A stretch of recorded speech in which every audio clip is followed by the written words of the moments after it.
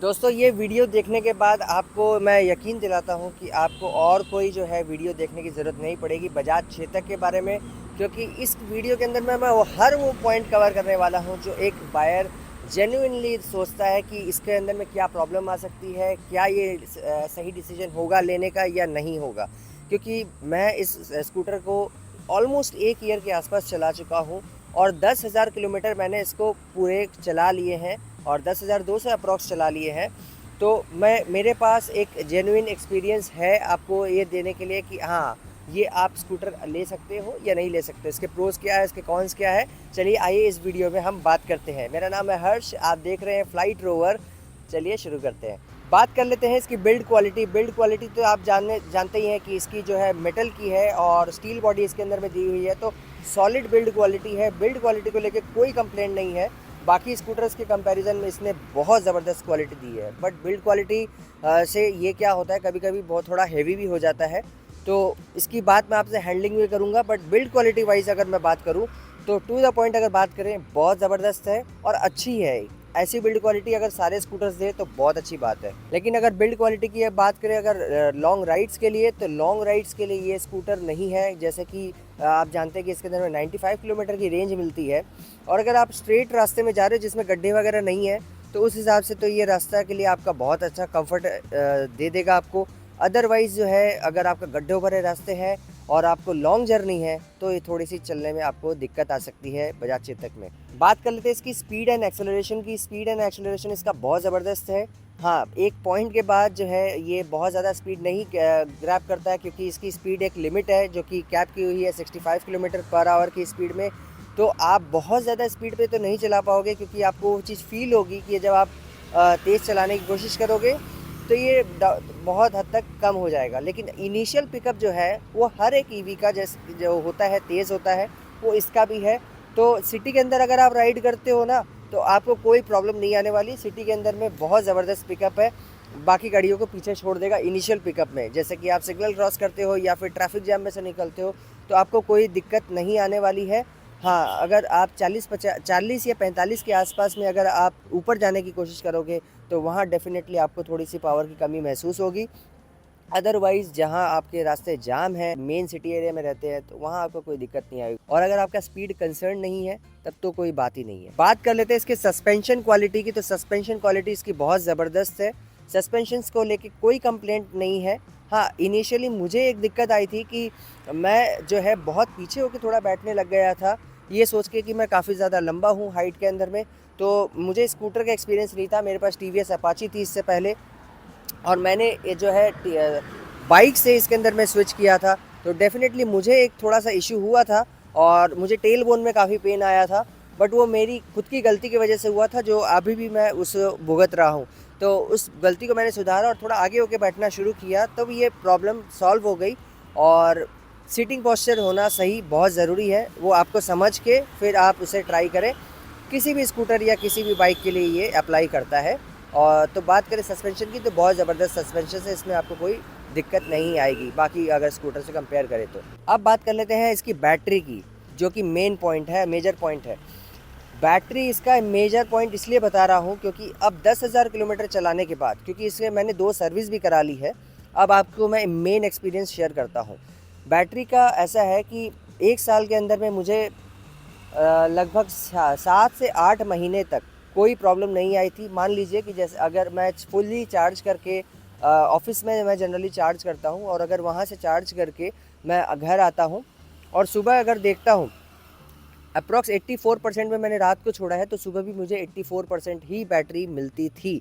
But अभी case बिल्कुल उल्टा हो गया है। जब मैं लास्ट सेकंड सर्विस के लिए गया था, उसके बाद कुछ अपडेट्स हुए थे इसके अंदर में, और उस अपडेट्स के बाद में लगभग 4 से 5% जो बैटरी पर डे इसके अंदर डिप्लीट हो जाती है। तो ये मैंने सर्विस सेंटर में जब पूछा कि ऐसा क्यों हो रहा, तो वो बोल रहा है कि इसका कोई एक डिवाइस है जो रात को एक्टिवेट रहता है, आप अगर बंद रखेंगे तो वो कंटिन्यूसली काम करते रहता है, जैसे लाइक मोबाइल बैटरी। तो ये मुझे थोड़ा सा अजीब लगा कि आप अगर पर डे 3 से 4% अगर बैटरी खो दोगे अपनी, तो आप को एक रेंज एंजाइटी हो जाएगी कि आपको इतने दूर जाना है और आपको ये रेंज नहीं मिल पाएगी, तो वो डेफिनेटली वहाँ एक तो आपको दिक्कत आएगी। बात कर लेते हैं इसके चार्जिंग टाइम के बारे में। तो चार्जिंग टाइम जो है मैं डेली चार्ज करता हूँ और बजाज वाले भी रिकमेंड करते हैं कि आप डेली बेसिस में चार्ज करें। तो डेली बेसिस में अगर आप चार्ज करते हैं तो आपको कोई भी परेशानी नहीं आने वाली है, आप इजीली इसको चार्ज कर सकते हैं। जस्ट लाइक मोबाइल, आप लगभग 1 से 1.5 घंटा अगर चार्ज करते हैं, जो मेरी रनिंग है लगभग 40 किलोमीटर्स की है, तो मुझे 1.5 घंटे के आसपास समय लगता है डेली बेसिस में, और ये 1.5 घंटे में फुली चार्ज हो जाता है, क्योंकि मैं ऑलमोस्ट 40 to 44% जो है खर्च करता हूँ डेली बेसिस में, तो मेरा इसमें काम चल जाता है। और अगर बात करें कितना चल जाता है, तो 1% पर किलोमीटर जो मेरा अंदाज़ा है इसमें आप कंज्यूम करते हैं बैटरी। लेकिन जो 4 से 5% जो डिग्रेडेशन शुरू हो गया है हर रात में, उससे थोड़ा सा ये टाइम बढ़ जा रहा है। बात कर लेते हैं इसकी मेंटेनेंस और सर्विस कॉस्ट के बारे में। चूँकि मैंने 2 ही सर्विस करवाई है, पहली सर्विस में अराउंड अंडर 500 रुपीज़ कुछ खर्च हुए थे, 400 कुछ रुपए, जिसके अंदर वॉशिंग और कुछ ग्रीसिंग था जो कि टायर के ऊपर में उन्होंने अप्लाई किया था, टायर खोल के जो है साफ़ किए थे। और जो सेकंड सर्विस हुई थी उसके अंदर में ब्रेक्स चेंज हुए थे और कुछ ग्रीसिंग वगैरह की थी, तो और वॉशिंग हुई थी। तो ये सारे खाली काम हुए थे सेकंड सर्विस में, तो मेजर कोई ऐसा सर्विस मेरे को प्रॉब्लम नहीं हुई है। और उस जो सेकंड सर्विस में खर्चा आया था वो अराउंड 1200 रुपीज़ या 1100 रुपीज़ के अप्रॉक्स आया था। तो अब तक मैंने जो सर्विस में 2 सर्विस में मैंने खर्च किए हैं पूरे ऑलमोस्ट 1 ईयर के अंदर में, वो अगर बात करें तो 1500-1600 रुपये के आसपास मैंने खर्च कर दिए हैं, इससे ज़्यादा नहीं हुए। तो 1500 से 1600 रुपये अगर कंपेयर करें कोई आईसी इंजन के सर्विस से, तो बहुत ही कम है, क्योंकि एक इंजन ऑयल का प्राइस ही आप देख लीजिए आज के समय 500-600 रुपये के आसपास में पड़ जाता है। तो उससे अगर कंपेयर करें तो बहुत आपका चीप है सर्विस भी। इसके अंदर में फ्री सर्विस का कोई कॉन्सेप्ट नहीं है, तो आपको अगर ज़ीरो रुपीज़ में अगर आप सर्विस कराने की सोच रहे हैं तो वैसा तो नहीं होगा। और वो फ्री सर्विस जनरली बोलते हैं, वो होता भी नहीं है, क्योंकि आपको इंजन ऑयल वगैरह के पैसे तो आपको ऐसे भी देने पड़ते हैं। बाकी एडिशनल अगर इसकी कुछ बात करें फ़ीचर्स के बारे में, तो बहुत ज़्यादा कुछ फ़ीचर्स नहीं है, काफ़ी सिंपलिस्टिक है। बहुत ज़्यादा इसके अंदर में ओला की तरह तो स्क्रीन वगैरह नहीं मिलेगी, और एकदम सिंपल स्कूटर है। तो कोई भी अगर नॉर्मल आदमी अगर बाई करना चाहता है नो नॉनसेंस स्कूटर, तो उन लोगों के लिए ये बहुत अच्छी पसंद है। लेकिन अगर कोई सोचता है कि इसके अंदर एडवांस फीचर चाहिए, जस्ट लाइक ओला स्कूटर या ईथर जैसे फीचर चाहिए, तो वहाँ पे आपको थोड़ी डिसअपॉइंटमेंट होगी ज़रूर, और उसमें आपको बहुत ज़्यादा ये फीचर्स नहीं मिलने वाले हैं। और बात करें इसके बूट स्पेस की, तो बूट स्पेस तो आप जानते ही हैं, एक ये इस हाफ साइज़ का हेलमेट आ जाएगा। बट अगर आप सोचेंगे कि फुल साइज़ का हेलमेट इसके अंदर में ट्राई करेंगे, तो आपको ये प्रॉब्लम करेगा और आप फुल साइज़ हेलमेट नहीं इसके अंदर में डाल पाएंगे। बाकी अगर बात करें डे टू डे एक्टिविटी की, तो मेरा जो छोटा मोटा बैग है वो इसके अंदर में ईजिली आ जाता है, और एक हेलमेट आ जाता है, और एक रेन कोट जो है मैं डेली बेसिस में कवर करता हूँ, कैरी करता हूँ। तो ये मेरे को कोई परेशानी नहीं होती इन तीनों चारों सामान को कैरी करने में, तो उतना सामान आ जाता है, और मेरे हिसाब से ये सफिशिएंट है।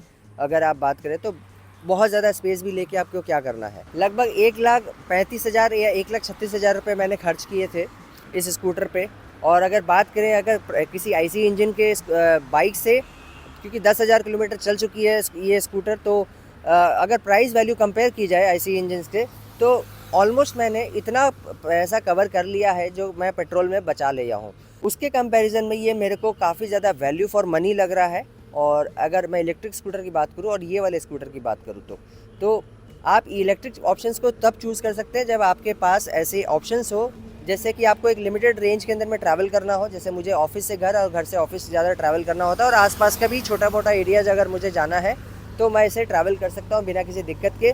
तो रेंज एंजाइटी नहीं होती, क्योंकि मुझे आसपास से ही ट्रैवल करना होता है, विदिन 100 किलोमीटर की रेंज पर डे मुझे चार्ज करने की पॉसिबिलिटी अगर मिल जाती है, तो ये बेस्ट ऑप्शंस मेरे लिए बन जाता है आज के दिन में। बात करते हैं गवर्नमेंट सब्सिडीज़ की, तो सब्सिडीज़ जो है गवर्नमेंट हो सकता है आने वाले टाइम में हटा दे 1-2 महीने के अंदर में। तो आप अगर नवरात्रि सेल या दिवाली के आसपास में अगर लेने की प्लानिंग कर रहे हैं, तो हो सकता है शायद आपको डिस्काउंट मिल जाए, बट आने वाले टाइम में डिस्काउंट जो है गवर्नमेंट हटा देने वाली है, तो आपको कोई भी डिस्काउंट हो सकता है ना मिले सब्सिडी को लेके। बट हो सकता है इसके प्राइजेस भी जो है कंपनी खुद डाउन कर दे, क्योंकि ये मुझे लगता है जब ये लॉन्च हुआ था तब 1 लाख या 1,05,000 रुपये या 1,10,000 रुपये के अराउंड था। उसके बाद इसकी जो प्राइसिंग है वो सारे स्कूटर्स ने, सारे ही ब्रांड्स ने बहुत ज़्यादा ऊपर ले गए थे। मैं जब ये स्कूटर ले रहा था तो इसका दाम 1,32,000 पड़ रहा था आफ्टर सब्सिडी, और जब मैं ओला की तरफ देख रहा था, क्योंकि मैंने पहला डिसीजन ओला लेने का ही बनाया था, तो वो पड़ रहा था मुझे 1,70,000 रुपये। तो वो काफ़ी ज़्यादा एक ह्यूज प्राइस था। अगर बात करें ड्रॉबैक्स की, तो मेरे को एक बैटरी वाला जो 4-5% डिग्रेड हो जा रहा है, वो मुझे बहुत ज़्यादा तकलीफ़ दे रहा है, क्योंकि मुझे रेंज एंजाइटी हो जाएगी अगर 4-5% करके अगर और ज़्यादा ये बढ़ते चला गया। तो ये एक मेरे को बहुत ही नेगेटिव पॉइंट लग रहा है इसका। आफ्टर अपडेट ये पता नहीं क्या प्रॉब्लम हुई है सर्विस सेंटर से आने के बाद में। दूसरी बहुत मेजर चीज़ है कि आप अगर खुला स्ट्रेच आपको मिलता है और आपको थोड़ी सी स्पीड चाहिए, तो 65 किलोमीटर बहुत कम हो जाती है स्पीड। थोड़ी स्पीड और आपको इसके अंदर में देने की ज़रूरत है, जो कि नए स्कूटर्स के अंदर में 75 के तक दी है। बट स्टिल मैं मानता हूँ कि कभी कभी जो है 80 और 85 के आसपास में अगर इसको बढ़ा दिया जाए तो ज़्यादा बेटर है, क्योंकि ये स्पीड बहुत कम हो जाती है। और 65 तक आपको ले जाने के लिए आपको 50 के बाद पता चलने लग जाएगा कि ये स्कूटर और ज़्यादा जो है आपको पावर नहीं देगा। वो स्लोली एंड स्टेडीली पावर देना शुरू करेगा। जैसे कि आप ढलान में जा रहे हो तो ऑटोमेटिकली वो स्कूटर 60 तक चला जाएगा, 65 तक चला जाएगा, बट वो बहुत ज़्यादा स्पीड कैरी नहीं करने वाला है। वो आपको पता चलने लग जाएगा आफ्टर 50 किलोमीटर पर आवर की स्पीड में। कंपनी जो है क्लेम करती है कि आप इसके ऐप का सब्सक्रिप्शन भी ले।